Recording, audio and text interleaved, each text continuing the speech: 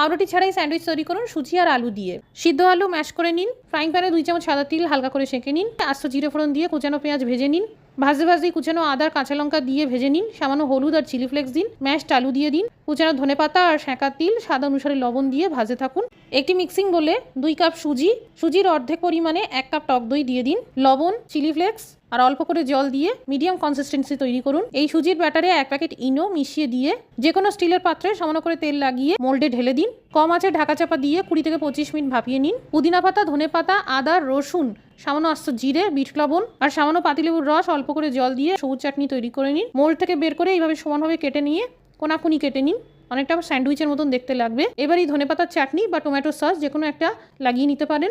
আর এইভাবে আলুর পুরটা রেখে দিয়ে আরেকটা সুজির পিস চাটনি বা সস লাগিয়ে এইভাবে উপরে বসিয়ে দিন। আর মাঝখান থেকে এইভাবে অর্ধেক করে কেটে নিন। এই সুজির স্যান্ডউইচগুলোকে হালকা করে ভেজে নিন।